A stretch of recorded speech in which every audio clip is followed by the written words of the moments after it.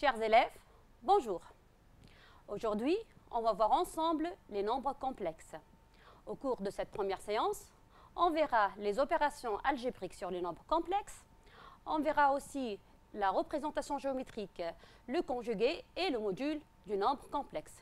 Commençons d'abord par le premier paragraphe intitulé « Opérations algébriques sur les nombres complexes ». Voyons cette activité dont la première question est résoudre dans R l'équation x au carré plus 1 égale à 0. Alors x au carré, on sait qu'il est toujours positif. Donc x au carré plus 1, c'est toujours strictement positif. Donc cette équation ne s'annule jamais. Donc on dit que S dans R est égal à l'ensemble vide. Mais pour que cette équation ait des solutions, on doit définir un nouveau ensemble. Voyons-le. Alors, il existe un ensemble appelé ensemble des nombres complexes, noté C, qui vérifie les propriétés suivantes. L'ensemble C contient l'ensemble R. L'ensemble C est muni d'une addition et d'une multiplication qui vérifient les mêmes propriétés que l'addition et la multiplication dans R.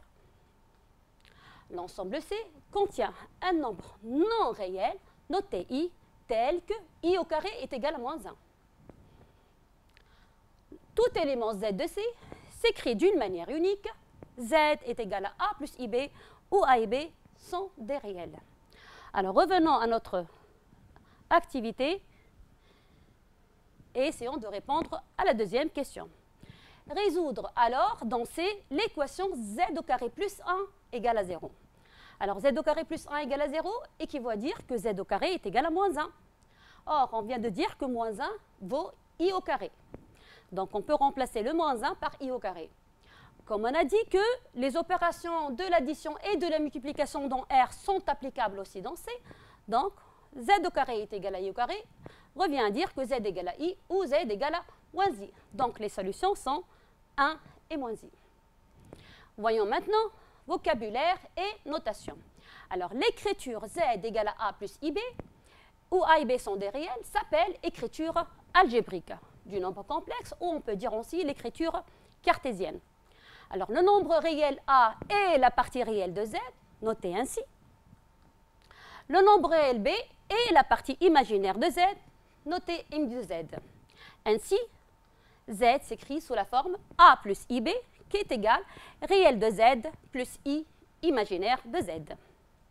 Voyons maintenant les conséquences.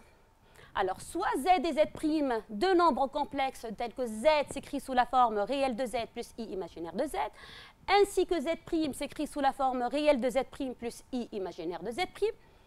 Alors, Z égale à 0 équivaut à dire tout simplement que sa partie réelle est égale à 0 et aussi sa partie imaginaire vaut 0.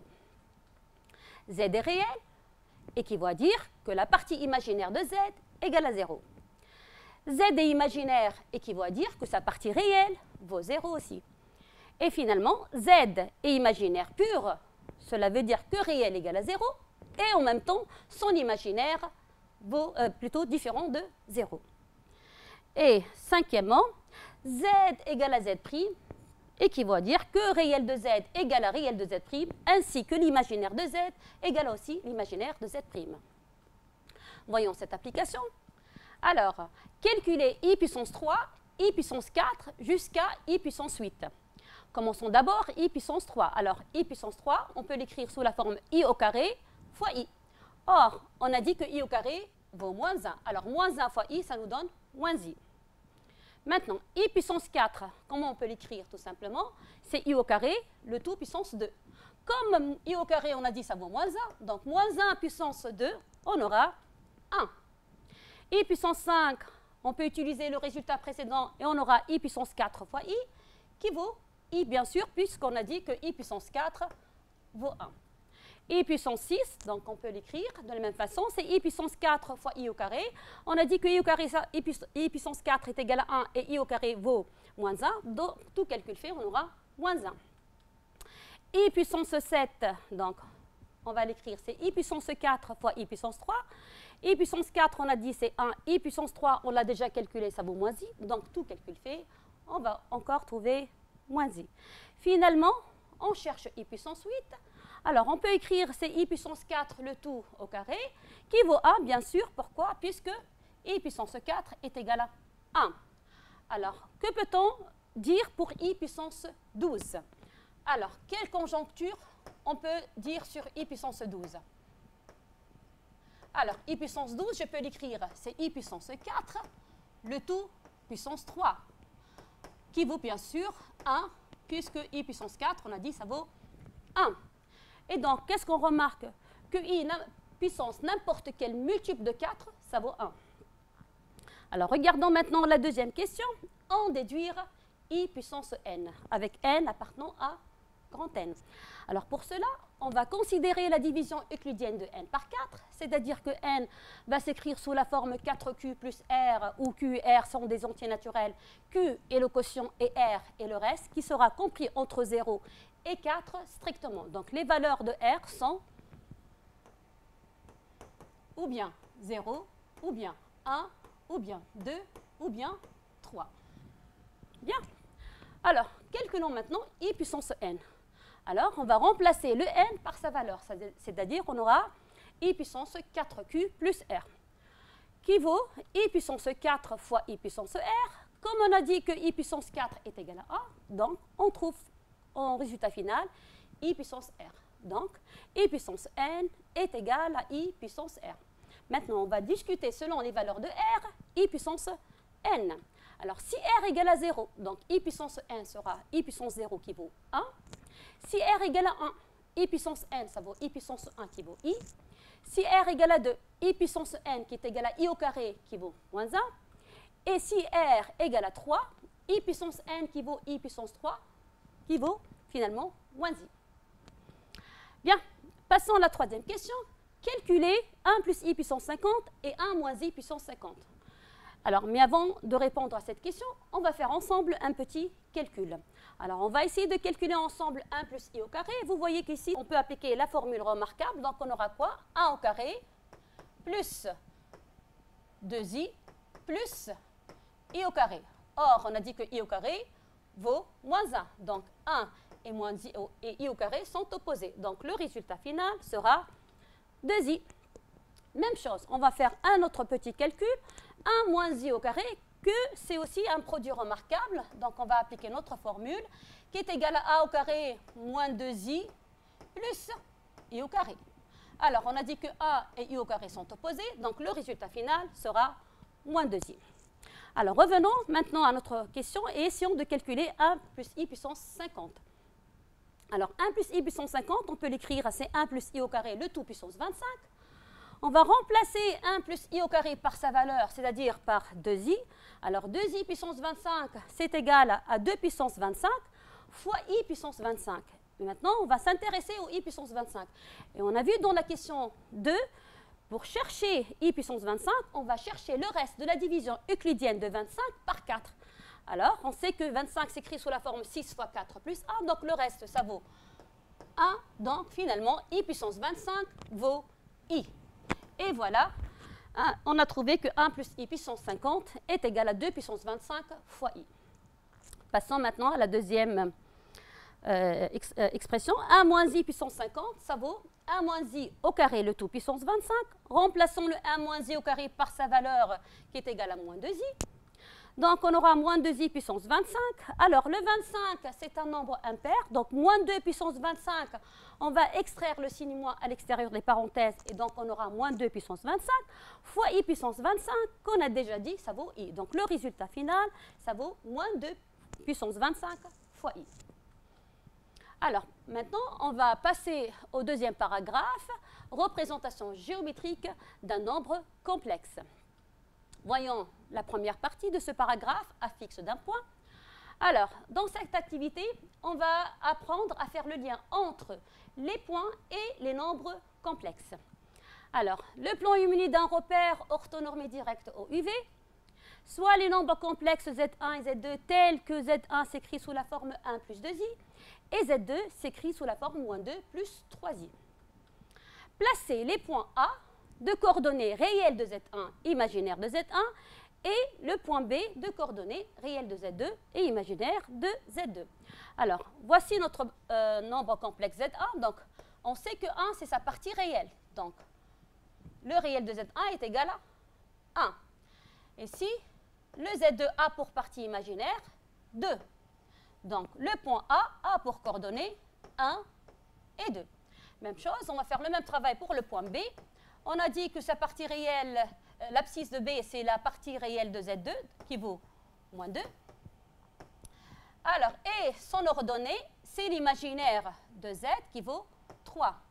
Donc, les coordonnées de B sont moins 2 et 3. Et voilà, on vient de placer les deux points A et B dans notre repère.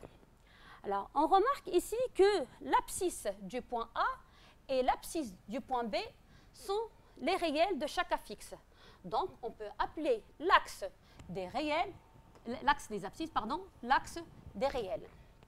Même chose, on voit aussi que l'ordonnée de A et l'ordonnée de B sont les imaginaires des deux nombres complexes. Donc, on peut appeler l'axe des ordonnées comme axe des imaginaires. Alors, voyons maintenant un vocabulaire et notation. Les points A et B s'appellent les images respectives des nombres complexes Z1 et Z2. Et les nombres complexes Z1 et Z2 s'appellent les affixes respectifs des points A et B. Et on écrit affixe de A qui est égal à ZA qui vaut Z1 dans notre activité qui est égal à 1 plus 2i. Même chose, affixe de B est égal à ZB qui est égal à Z2 qui vaut moins 2 plus 3i. Alors, voyons ce théorème. Le plan est muni d'un repère orthonormé direct, au UV. À tout nombre complexe Z qui s'écrit sous la forme A plus IB ou A et B des réels, on associe un unique point M de coordonnées A et B du plan, appelé l'image du nombre complexe. Réciproquement, à tout point M maintenant de coordonnées A et B du plan, on associe un unique nombre complexe Z qui s'écrit sous la forme A plus IB, où A et B sont des réels. Alors, ce nombre complexe appelé affixe du point M. Conséquence, alors, dans le plan complexe, soit M et M' deux points d'affixe respectifs Z et Z'. Alors, Z égale à Z', on a dit tout à l'heure que le réel de Z égale le réel de Z' et imaginaire de Z égale imaginaire de Z'. Cela veut dire que le point M et M' ont même abscisse et même ordonnée. Cela veut dire que les deux points sont confondus. Maintenant, Z est réel. Alors, cela veut dire que sa partie imaginaire égale à 0. Donc, si je considère Z qui s'écrit sous la forme A plus IB, alors, on a dit que Z c'est réel, c'est-à-dire sa partie imaginaire vaut 0. Donc, le point M, il aura pour coordonnée A 0. Cela veut dire que le point M appartient à l'axe des abscisses qu'on appellera axe des réels. Z maintenant est imaginaire, donc sa partie réelle est égale à 0. Donc ici, le point M aura pour coordonnée 0, plutôt B. Et cela veut dire quoi? Que le point M appartient à l'axe des ordonnées appelé l'axe des imaginaires. Finalement, Z est imaginaire pur, donc forcément la partie réelle est égale à 0 et Z différent de 0. Cela veut dire que le point M appartient à l'axe des imaginaires, mais attention, privé du point O. Alors voici une application. Alors dans notre plan complexe, soit x, y, deux réels. Déterminer dans chaque cas l'ensemble des points M de coordonnées x, y du plan, tel que le nombre complexe Z1 s'écrit sous la forme x moins 2 plus i fois 2x moins y, soit, premièrement, réel, soit imaginaire, soit nul. Mais avant de répondre à cette question, on remarque ici que le nombre complexe Z1 s'écrit sous sa forme algébrique, tout simplement pourquoi?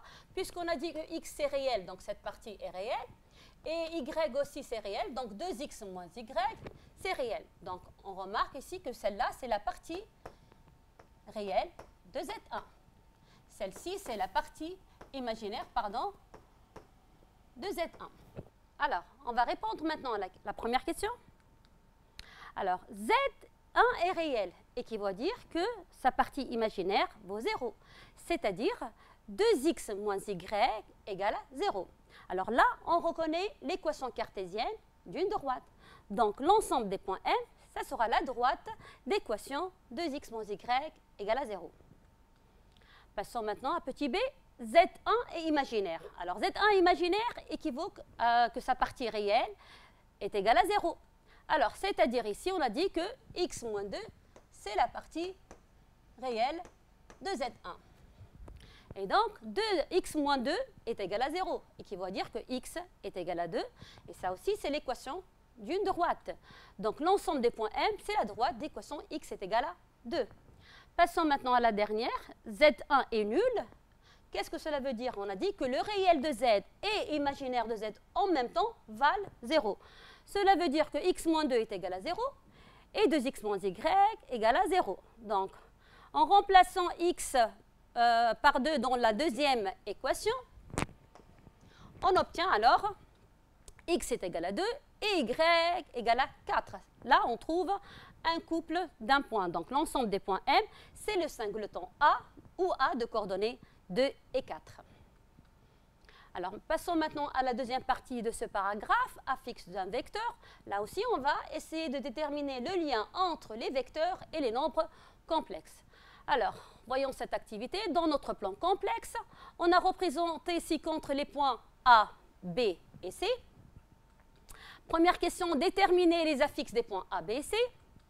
Déterminer l'affixe du point G, centre de gravité de ABC. Construire le point I, milieu du segment BC dans notre repère. Et déterminer l'affixe du point D symétrique de A par rapport à I. Et enfin, justifier que ABDC est un parallélogramme. Alors, on va commencer par la première question. On va déterminer les affixes de A, B et C. Alors, on voit ici que A a pour coordonnées 2 et 1. Donc, l'affixe de ZA, c'est égal à 2 plus I. Eh bien, B aussi a pour coordonnées moins 1 et 2. Donc, l'affixe de B vaut moins 1 plus 2i. Et finalement, C a pour coordonnées 0 et moins 1. Donc, Z de C égale à moins i. Bien, voyons maintenant la deuxième question. On veut déterminer l'affixe du point G, où G, c'est le centre de gravité du triangle ABC. Alors, on sait que si G est le centre de gravité du triangle ABC, on a une équivalence, c'est-à-dire on a cette somme vectorielle, le vecteur GA plus le vecteur GB plus le vecteur GC est égal au vecteur nul. Maintenant, pour passer du vecteur à l'affixe, donc on va voir une définition et un théorème. Le plan est rapporté à un repère direct au UV. À tout vecteur W de composantes A et B, on associe un unique nombre complexe Z qui s'écrit sous la forme A plus IB, appelé affixe du vecteur W, noté affixe W ou ZW. Théorème, soit W un vecteur et M et N, deux points d'affixe respectifs ZM et ZN, tel que W, le vecteur W est égal au vecteur Mn, alors l'affixe du vecteur W est le nombre complexe ZW qui s'écrit ZW est égal à ZMN qui est égal à Zn moins Zm. Voyons cette propriété. Alors, pour tout vecteur W et W' du plan, pour tout réel alpha et bêta, on a l'affixe du vecteur alpha W plus bêta W' est égal alpha fois l'affixe de W plus bêta fois l'affixe de W'. Alors, revenons à notre activité et essayons de répondre à la deuxième question. Donc ici, on va passer par cette égalité vectorielle, on va passer par les affixes. Donc, on aura quoi? Alors, l'affixe du vecteur GA plus l'affixe du vecteur GB plus l'affixe du vecteur GC est égal à 0. On va appliquer maintenant le théorème. Donc, on aura l'affixe du vecteur GA, c'est égal à ZA moins ZG, plus ZB moins ZG plus ZC moins ZG égale à 0. Là, on obtient une équation. Donc, qu'est-ce qu'on va faire? On va d'abord compter les affixes de G. Alors, on aura moins ZG, moins 2ZG, moins 3ZG. Alors, qu'est-ce qu'on va faire? On va transposer le moins 3ZG à droite, bien sûr, en changeant de signe. On aura 3ZG est égal à ZA plus ZB plus ZC. Et puis, on va diviser tous par 3. On obtient ZG est égal à ZA plus ZB plus ZC sur 3. Et maintenant, on va remplacer chaque affixe par sa valeur. Alors, ZA plus ZB plus ZC. Bien sûr, on va regrouper les parties réelles ensemble et les parties imaginaires ensemble. Donc, on aura ici comme partie réelle de ZA, c'est 2, plus moins 1, ça vaut 1. Donc, et maintenant, passons à la partie imaginaire. Donc, on aura I plus 2I moins I, ça vaut 2I. Donc, on aura 1 plus 2I sur 3, c'est-à-dire l'affixe de G est égal à 1 tiers plus 2 tiers fois I. Alors, on peut dire que G a pour coordonnées ici 1 tiers, 2 tiers. Bien. Passons maintenant à la troisième question. Construire le point I, milieu du segment BC, dans le repère OUV. Alors, on sait, pour construire le milieu du segment BC, on va faire quoi? Tout simplement, on va tracer la médiatrice du segment BC qui va couper le segment BC en son milieu I. Et voilà le point I. Mais on a aussi une autre méthode. Alors, pour cela, on va voir une propriété. Le plan I a rapporté un repère orthonormé direct. A, B et I sont les points d'affixe ZA et ZB et ZI. I, milieu du segment AB, équivaut à dire que ZI est égal à ZA plus ZB sur 2. Alors, on va appliquer cette propriété dans notre question. Donc, on va chercher l'affixe du point I qui est le milieu de BC. Donc, on aura ZI est égal à ZB plus ZC sur 2. On va remplacer chaque affixe B et C par leur valeur. On obtient, par un simple calcul, moins 1,5 plus 1,5 de I. Donc, I sera pour coordonnées. Alors, les coordonnées de I sont moins 1,5 et 1,5. Et voilà, dans la figure, l'emplacement du point I. Bien. Alors maintenant, voyons la quatrième question. Déterminer l'affixe du point D symétrique de A par rapport à I. Donc là aussi, on voit que I sera le milieu du segment AD. Donc on peut appliquer la même propriété. Donc on aura ZI est égal à ZA plus ZD sur 2. Donc comme on veut avoir l'affixe de ZD, l'affixe du point D, pardon, donc on va isoler ZD en fonction de ZI et ZA. Donc c'est équivaut à dire que ZD est égal à 2ZI moins ZA. On va remplacer l'affixe du point I et l'affixe du point A par leur valeur. On obtient finalement que ZD est égal à moins 3. Cela veut dire que D a pour coordonnées moins 3, 0. Cinquième et dernière question, justifier que ABDC est un parallélogramme. On peut utiliser une première méthode, c'est que I est le milieu du segment BC et encore I est le milieu du segment AD. Mais comme les points ne sont pas alignés, on peut directement dire que ABDC est un parallélogramme. Voyons maintenant une deuxième méthode. Donc, pour montrer que ABDC est un parallélogramme, il suffit de montrer que le vecteur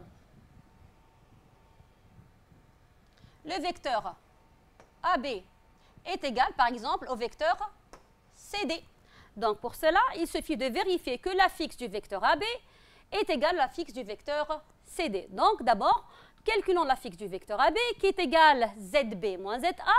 On va remplacer les deux affixes de A et B par leur valeur. Un petit calcul simple nous donne moins 3 plus I. On va refaire le même travail pour l'affixe du vecteur CD qui est égal à ZD moins ZC. Tout calcul fait, on va trouver le même résultat. Cela veut dire que les deux vecteurs sont égaux, qui sont AB et CD. Et comme on a dit que les points ne sont pas alignés, donc ABDC est un parallélogramme. Mais on peut faire avec une troisième méthode, seulement on va utiliser la règle du parallélogramme, c'est-à-dire il suffit de vérifier que le vecteur AB plus le vecteur AC est égal au vecteur AD. Bien sûr, on va utiliser les affixes. Donc on a trois choix, trois méthodes à faire. Bien. Voilà, donc on vient de terminer cette application. Passons maintenant au troisième paragraphe concernant le conjugué d'un nombre complexe. Alors, voyons cette activité. Dans notre plan complexe, on considère le point M d'affixe Z où Z est égal à 3 plus I. On désigne par M' le symétrique de M par rapport à l'axe des réels. La première question, placer les points M et M' dans notre repère. Alors, on voit ici que le point M d'affixe Z plus I. Donc, M a pour coordonnées 3 et 1. Alors, on va placer d'abord le point M. Puis, on a dit que M' est le symétrique de M par rapport à l'axe des réels. Donc, voici le point M'. Alors, on remarque que M et M' ont même abscisse, mais des ordonnées opposées. Donc, trouvez alors l'affixe de Z' du point M' dans la deuxième question. Donc, Z' vaut combien? Bien sûr, 3, c'est la même partie réelle que l'affixe du point M, plus moins I, moins 1, c'est l'opposé de la partie imaginaire de Z. Bien. Voyons une définition. Soit Z est égal à A plus IB où A et B sont des réels. Le conjugué d'un nombre complexe Z noté Z bar et le nombre complexe Z bar est égal à moins IB. Alors, on voit bien ici que le conjugué de Z et Z ont même partie réelle, mais ils ont des parties imaginaires opposées. Alors, remarque. Alors, les points d'affixe Z et Z bar sont symétriques par rapport à l'axe des réels. Alors, on regarde la figure, on voit bien le point M d'affixe Z sont symétriques par rapport à l'axe des réels. C'est le point M' d'affixe Z bar. On a dit qu'ils ont la même partie réelle, mais des parties imaginaires opposées. Les points d'affixe Z et moins Z sont symétriques par rapport à l'origine de notre repère. Donc, voyons la figure. Donc, le point M d'affixe Z sont symétriques par rapport à O. C'est le point M seconde d'affixe moins Z. Finalement, les points d'affixe Z et moins Z bar sont symétriques par rapport à l'axe des imaginaires. Voyons la figure. Alors, le point M d'affixe Z sont symétriques par rapport à l'axe des imaginaires. C'est le point M tierce d'affixe moins Z bar. Alors, je vous conseille de visualiser bien la figure parce qu'on aura besoin d'elle à plusieurs reprises ultérieurement. Passons maintenant à l'activité 2. Déterminer les conjugués des nombres complexes suivants. Alors, on va déterminer le conjugué du réel racine de 5. Ça sera racine de 5. Le conjugué de moins 7i, ça sera bien sûr 7i. Le conjugué de moins 5 moins i, donc on aura quoi? Tout simplement, on garde la partie réelle, mais on transforme la partie imaginaire en son opposé. Donc, ce sera moins 5 plus i. Maintenant, le conjugué de 2i moins 3, eh bien, c'est 2i plus 3. Ah bon? Alors, vous faites attention ici. Le conjugué de z, ça vaut moins 3 moins 2i. Pourquoi? Parce que ici, la partie réelle de z, c'est moins 3, donc on va la garder. Et la partie imaginaire, c'est 2i, donc on la transforme en son opposé. Et donc, voici le résultat. Donc, vous devez faire très attention ici. Juste, je vais effacer le tableau.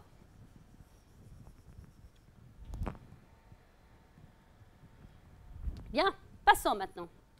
On va chercher le conjugué de 2 plus i facteur de 1 moins i. Pour cela, on va voir une propriété. Alors, pour tout nombre complexe z et z' et pour tout entier naturel non nul, le conjugué du conjugué de z égale à z. Le conjugué de la somme égale somme des conjugués. Le conjugué du produit est égal au produit des conjugués. Là, on va utiliser cette dernière propriété. Donc, on a dit que le conjugué du produit est égal au produit des conjugués. Donc, le conjugué de 2 plus i facteur de 1 moins i, ce sera le conjugué de 2 plus i qui est égal à 2 moins i, fois le conjugué de 1 moins i qui est égal à 1 plus i. Alors, en faisant un petit développement, on va trouver comme résultat final 3 plus i. Maintenant, passons. Alors, on va chercher le conjugué de 1 plus i puissance 2020. Pour cela, on va voir encore une propriété. Alors, le conjugué de z puissance n est égal le conjugué de z, le tout puissance n. Donc, on va appliquer cette propriété dans notre exemple. Donc, on aura, ça sera le conjugué de 1 plus i, le tout puissance 2020. Or, le conjugué de 1 plus i vaut 1 moins i. Et donc, on rappelle qu'on a déjà calculé ce résultat 1 moins i au carré qui est égal à moins 2i. Donc 1 moins i puissance 2020, je peux l'écrire, c'est 1 moins i au carré puissance 1010. On va remplacer 1 moins i au carré par moins 2i. Donc on aura moins 2i puissance 1010. Alors comme la puissance ici est paire, donc le signe moins va disparaître. Donc on aura 2 puissance 1010 fois i puissance 1010. Alors, comme on a dit au départ que i puissance 1010, on doit chercher le reste de la division euclidienne de 1010 par 4, ou bien on peut faire d'une autre manière, puisque 1010 est paire, donc on peut écrire, c'est i au carré puissance 505. Or, i au carré, on a dit ça vaut moins 1. Moins 1 puissance un nombre impair, ça persiste, donc on aura finalement moins 2 puissance 1010. Passons maintenant à une autre activité. Déterminer les conjugués aussi des nombres complexes suivants. Alors, on va chercher le conjugué de 1 sur 1 moins 2i. Et bien, pour cela, on va avoir une propriété. Alors, pour tout nombre complexe z et z' avec z' différent de 0 et tout entier naturel n, on a le conjugué de 1 sur z' est égal à 1 sur le conjugué de z'. Pour cela, le conjugué de 1, ça vaut 1. Le conjugué de 1 moins 2i, ça vaut 1 plus 2i. Mais comme on ne veut pas avoir un nombre complexe au dénominateur, on va faire ensemble un petit calcul. Alors, je vais calculer z bar en posant z est égal à a plus ib. Donc, on aura a plus ib facteur de a moins ib. Là, on retrouve un produit remarquable. Donc, on va appliquer notre formule qui vaut a au carré moins ib au carré. Alors, le i au carré ici vaut moins 1, donc on trouve à la fin a au carré plus b au carré. Donc, on vient de trouver que z bar est égal à a au carré plus b au carré, que c'est un réel qui est toujours positif. Donc, pour cela ici, pour éliminer le i qui se trouve au dénominateur, donc on va multiplier par le conjugué de 1 plus 2i, qui est 1 moins 2i au numérateur et au dénominateur. Alors, qui est égal tout simplement 1 moins 2i au niveau du numérateur. Et on va appliquer la formule qui dit que 1 au carré plus 2 au carré, ça nous donne 5 au niveau du dénominateur. Maintenant, passons à la dernière question. Donc, on va chercher le conjugué de 5 plus i sur 1 moins i au carré. Pour cela, on va voir deux propriétés. Alors, le conjugué du rapport est égal au rapport du conjugué. Le conjugué de 1 sur z' puissance n est égal à 1 sur le conjugué de z' le tout puissance n. Appliquons ces deux propriétés dans notre exemple. Donc, on aura le conjugué de 5 plus i sur 1 moins i au carré est égal le conjugué de 5 plus i sur le conjugué de 1 moins i, le tout au carré. Or, le conjugué de 5 plus i, on a dit, ça vaut 5 moins i. Et le conjugué de 1 moins i qui est 1 plus i. Donc, voici le résultat. Comme on a vu que 1 plus i au carré, on a déjà calculé ce résultat, vaut 2i, donc on va remplacer. Donc on aura finalement 5 moins i sur 2i. Eh bien, qu'est-ce qu'on va faire ici? On veut éliminer le i qui se trouve au dénominateur. Donc tout simplement, on va multiplier par moins i au numérateur et au dénominateur. Donc qu'est-ce qu'on obtient? Donc i fois moins i, ça nous donne bien sûr 1. Et on aura finalement moins 1, moins 5i. Attention, ici, on a des parenthèses. Bien. Alors, voyons une propriété. Pour tout nombre complexe z, z plus z bar égale à 2 réels de z, et z moins z bar est égal à 2 fois i imaginaire de z. On va faire une petite démonstration. Alors, z, on a dit, s'écrit sous la forme réelle de z plus i, imaginaire de z. J'espère que vous voyez bien. Alors, maintenant, on va chercher le z bar qui est égal, on garde, on a dit, la partie réelle, mais on transforme la partie imaginaire en son opposé. Donc, on aura moins i imaginaire de z. Alors, on va additionner membre à membre. Qu'est-ce qu'on va trouver? Z plus z bar est égal à 2 réels de z. Et les parties imaginaires, s'éliminent. Donc, on aura finalement z plus z bar égale à 2 réels de z. Et maintenant, pour la deuxième propriété, il suffit de faire la différence. Alors, on aura donc réel de z moins réel de z s'en vont. Et on aura i imaginaire de z moins i imaginaire de z qui vaut plus i imaginaire de z. Donc, on aura finalement z moins z bar égale à 2 fois i imaginaire de z.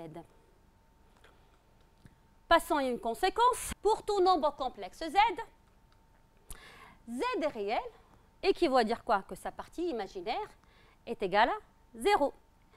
Alors, équivaut à dire quoi? En revenant à la propriété 2 et en remplaçant le imaginaire par 0, cela veut dire quoi?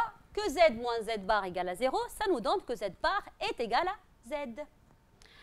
Maintenant, z est imaginaire, équivaut à dire que sa partie réelle est égale à 0. Revenons maintenant à la propriété 1 et en remplaçant le réel par 0, qu'est-ce qu'on obtient? Z plus z bar égale à 0, cela veut dire que z bar est égal à moins z. Finalement, z est imaginaire pur. On a dit que sa partie réelle est égale à 0, mais en même temps, z différent de 0. Cela veut dire que z bar est égal à moins z et z différent de 0. Voyons une application. Alors, dans le plan complexe, soit z un nombre complexe et m son image, déterminer l'ensemble des points m d'affixe z tel que z au carré soit réel. Alors, on a dit que z au carré est réel, équivaut à dire que le conjugué de z au carré est égal à z au carré. Alors, en appliquant les propriétés du conjugué, donc on aura, et en ramenant tous dans un même membre, on aura le conjugué de z, le tout au carré, moins z au carré égale à 0. Là, on voit bien qu'on a un produit remarquable. Donc, équivaut à dire que z bar moins z, facteur de z bar plus z égale à 0. Cela veut dire quoi? Que z moins z bar égale à 0 ou z bar plus z égale à 0. Signifie que z bar est égal à z ou z bar égale à moins z. Et cela veut dire quoi? Z bar est égal à z. On a dit que z, alors, c'est un réel. Ou z bar égale à moins z. C'est-à-dire que z est imaginaire. Donc, le point M, forcément, il appartient à l'axe des réels ou à l'axe des imaginaires. Donc, on dit que l'ensemble des points M est la réunion des axes du repère. Passons maintenant au dernier paragraphe, intitulé « Module d'un nombre complexe ». Voyons cette activité. Alors, le plan muni d'un repère orthonormé direct, soit les points A et B d'affixe respectifs ZA qui vaut I et ZB qui vaut 2 moins I. On va calculer d'abord la distance OB, puis on va calculer la racine carrée de ZB fois son conjugué. Enfin, on va comparer la distance OB et la racine carrée de ZB fois ZB bar. Bien. Alors, on rappelle que la distance OB est égale racine de xb au carré plus yb au carré. Alors, pour cela, on va faire sortir les coordonnées du point B à partir de la fixe de B. Donc, on aura B de coordonnées 2, moins 1. Alors, tout calcul fait, on obtient racine de 2 au carré plus moins 1 au carré qui est égal à racine de 5. Maintenant, on va calculer la racine carrée de ZB fois son conjugué. On va remplacer le ZB par sa valeur, c'est-à-dire 2 moins I, fois le conjugué de B qui est égal à 2 plus I. On rappelle une formule que le conjugué de Z, le nombre complexe Z fois son conjugué est égal à A au carré plus B au carré. C'est-à-dire ici, on va trouver 2 au carré plus moins 1 au carré qui vaut finalement racine de 5. Alors, on va comparer ces deux résultats. Que peut-on dire? Bien sûr qu'on a l'égalité. La distance OB est égale à racine carrée de ZB fois ZB bar. Deuxième question, calculer puis comparer la distance AB et la racine carrée de ZB moins ZA fois le conjugué de ZB moins ZA. Alors, on sait que la distance AB est égale à racine de XB moins XA au carré plus YB moins YA au carré. Alors, on va donc tirer les coordonnées de A et B. On a A A pour coordonnées 0 et 1, et B, 2, moins 1. Donc, on va remplacer xb, xa, yb, ya par leur valeur. On obtient finalement, comme résultat final, 2 racine de 2. Maintenant, on va calculer la racine carrée de zb moins za, facteur de zb moins za en conjugué. Alors, si on fait zb moins za, donc on aura 2, il n'y a pas de partie réelle, donc ça persiste 2. Moins 1, moins i, on aura, moins i, pardon, on aura moins 2i. Donc zb moins za, ça vaut 2 moins 2i. Facteur de son conjugué qui est égal à 2 plus 2i. En appliquant la formule déjà vue, on trouve comme résultat final 2 racines de 2.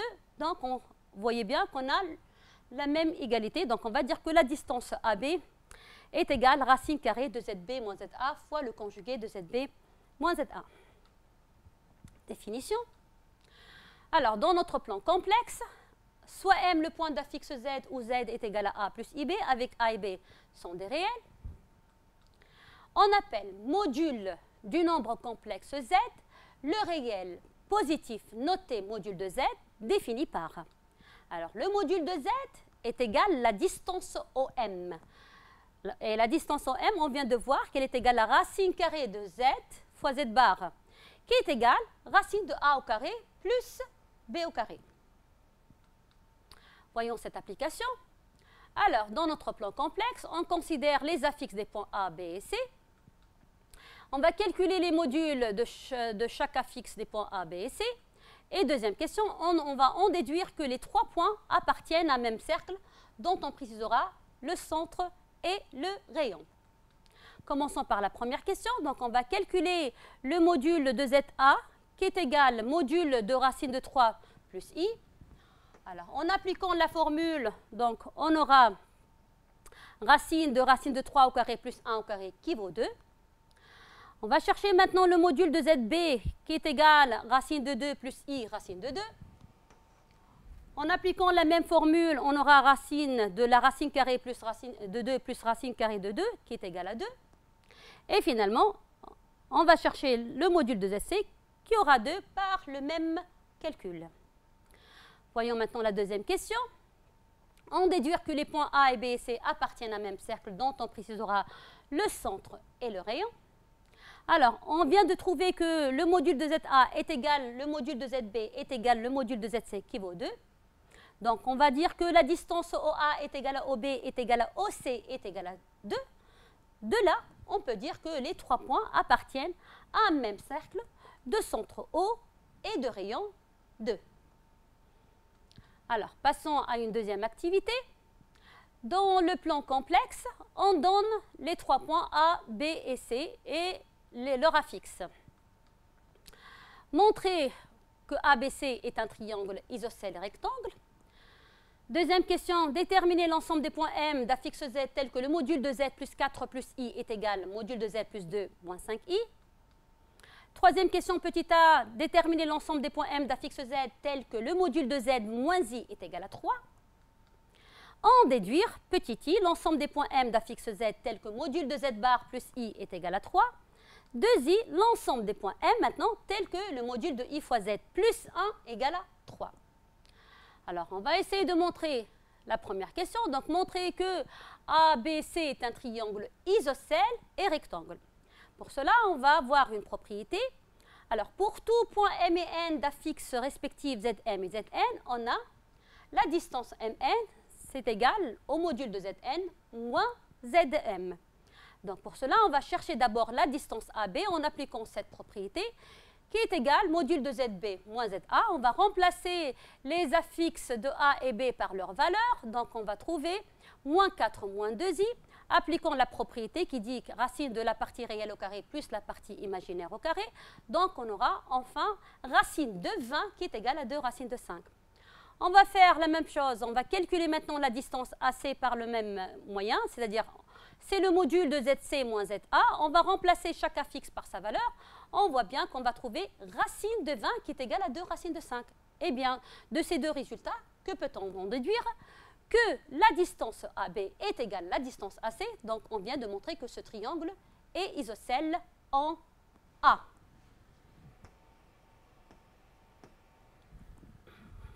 Bien, maintenant, il nous reste à montrer qu'il est rectangle. On va calculer la distance BC. De la même façon, on obtient la racine de 40, qui vaut 2 racines de 10. Eh bien, qu'est-ce qu'on va remarquer? Que BC au carré, qui est égal à racine de 40 au carré, qui va au 40. Or, 40, on sait qu'il est égal à 20 plus 20, qui est égal à AB carré plus AC carré. Donc, on vient de trouver que BC carré est égal à AB carré plus AC carré. Donc, d'après le théorème de la réciproque du Pythagore, on va dire que ABC est un triangle rectangle en A. Donc, on a montré que ABC est un triangle isocèle en A. On a montré que ABC est un triangle rectangle en A. Donc, conclusion, ce triangle, c'est un triangle isocèle et rectangle en A. Passons maintenant à la deuxième question.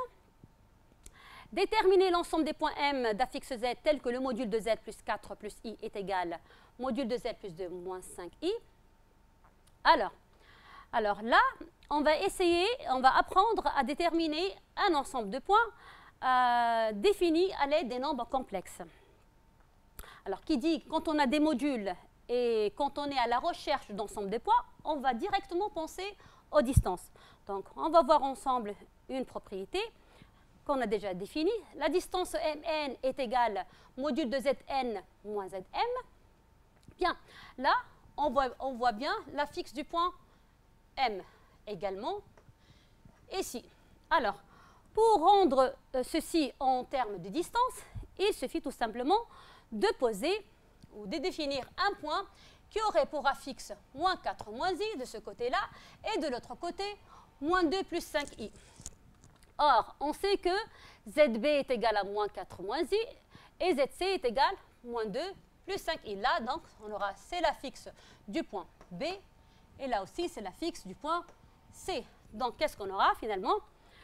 Module de Zm moins Zb est égal au module de Zm moins Zc, et qui va dire que la distance BM égale la distance CM. Cela veut dire que M est équidistant à B et C. Donc, l'ensemble des points M, ce sera la médiatrice du segment BC. Passons à la troisième question. Regardons petit a. Déterminer l'ensemble des points M d'affixe Z tel que le module de Z moins I est égal à 3. Donc là, on reconnaît l'affixe du point M. I, c'est l'affixe du point A. Donc, on peut écrire une équivalence. Donc, le module de Zm moins Za est égal à 3. Cela veut dire, en utilisant la propriété, que la distance AM égale à 3, c'est-à-dire que M varie sur le cercle de centre A d'affixe I et de rayon 3, qu'on appelle le cercle C. Voyons maintenant petit b. Alors, on déduire l'ensemble des points M d'affixe Z tel que module de Z bar plus I est égal à 3. Eh bien, là, on voit bien que le point M n'intervient pas vu que on n'a pas directement l'affixe du point M. On a ici le conjugué de Z. Donc, on veut s'en débarrasser. Donc, pour cela, on va voir ensemble une propriété. Alors, soit Z un nombre complexe. Si le module de Z égale à 0, on a une équivalence Z égale à 0. On peut faire une petite démonstration. Donc, en posant Z, l'affixe du point M, donc le module de Z, ça sera la distance OM égale à 0. Cela veut dire que O et M sont confondus. Donc, ils ont le même affixe. Signifie que l'affixe de M vaut 0. Deuxième propriété. Alors, on voit bien ici que M a pour affixe Z. Donc, la distance OM, ça vaut le module de Z. M' qui est d'affixe Z bar est le symétrique de M par rapport à l'axe des réels. Et on sait que la symétrie axiale conserve les distances. Donc, la distance OM égale aussi la distance OM' qui vaut module de Z bar. Même chose, M seconde d'affixe moins Z est le symétrique de M par rapport à O. Et on sait que la symétrie centrale conserve les distances. Donc, on aura la distance OM qui vaut module de Z égale la distance OM seconde qui vaut module de moins Z. Donc, on vient trouver la troisième égalité. finalement, le point m tierce d'affixe moins z bar est le symétrique de m par rapport à l'axe des imaginaires. Donc, on aura la distance OM qui vaut module de z égale la distance de OM tierce qui vaut module de moins z bar. Donc, on aura cette troisième égalité. Revenons à notre activité et essayons de répondre. Donc, module de z bar plus i est égal, donc pour éliminer ce conjugué, on utilise cette propriété qu'on vient de la voir, que le module de z est égal module de z, module du conjugué de z.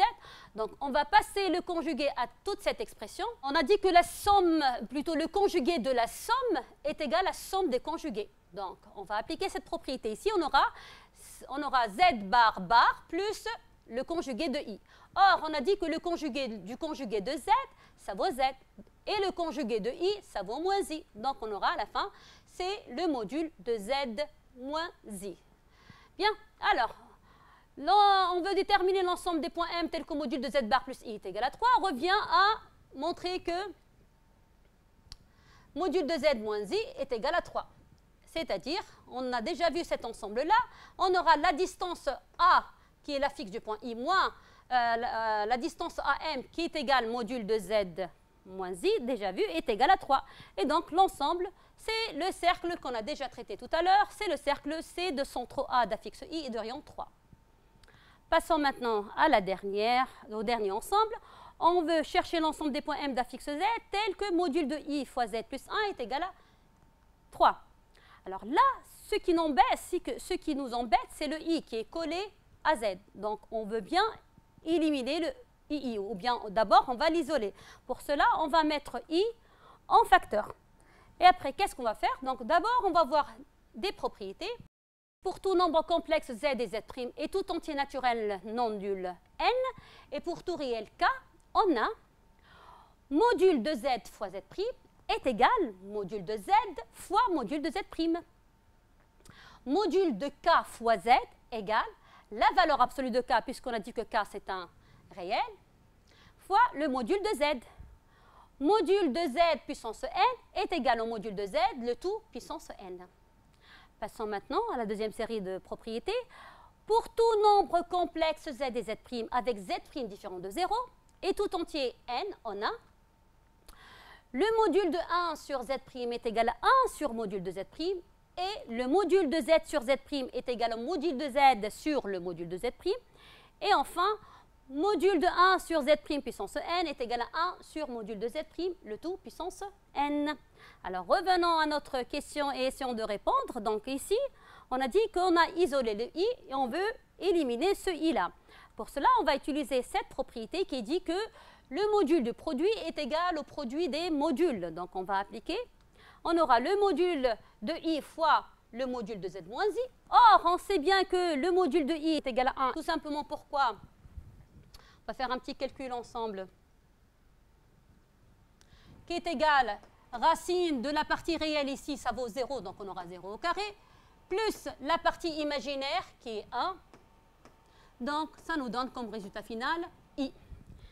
Eh bien, et voilà, donc on a trouvé que le module de z moins i qui est égal à 3. Là aussi, c'est le même exemple qu'on a traité précédemment. Donc, l'ensemble des points M, ça sera le même cercle que tout à l'heure. Passons maintenant à la dernière application. Dans notre plan, muni d'un repère orthonormé direct au UV, à tout point M distinct de O, d'affixe Z, on associe le point M' d'affixe Z' tel que Z' égale à Z plus 1 sur Z.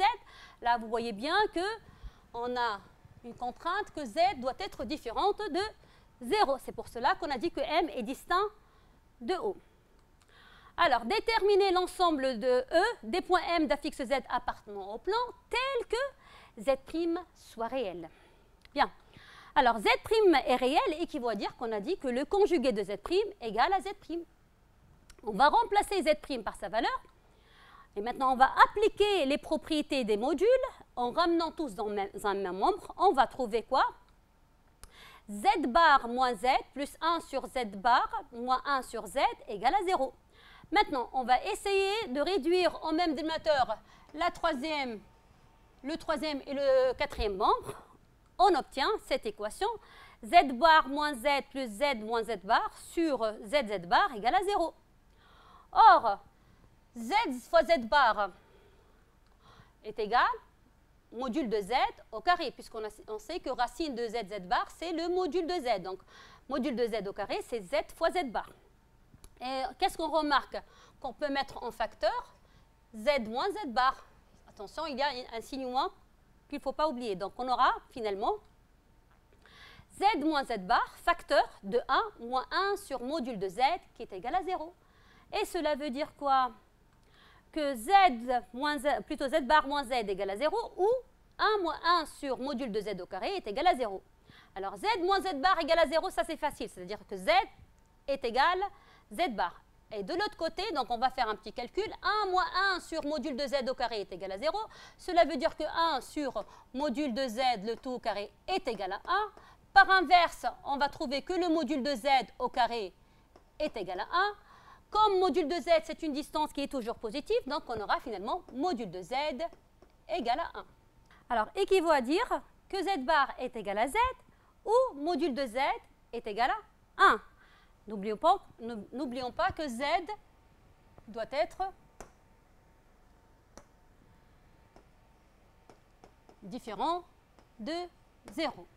Eh bien, z bar est égal à z, cela veut dire que le point M d'affixe z appartient à l'axe des réels. Le module de z est égal à 1, c'est-à-dire que la distance OM vaut 1. Qu'est-ce que ça veut dire que la distance OM égale à 1? C'est-à-dire que M varie sur le cercle trigonométrique de centre O et de rayon 1. Donc l'ensemble, finalement, ce sera la réunion de l'axe des réels et le cercle trigonométrique. Mais attention, on a dit que M doit être distinct de O. Pourquoi? Puisque Z est différent de 0. Donc finalement, l'ensemble, ce sera la réunion de l'axe des réels et du cercle trigonométrique privé du point O. Alors, je viens d'achever ma première séance du chapitre nombres complexes. Merci pour votre attention et à bientôt.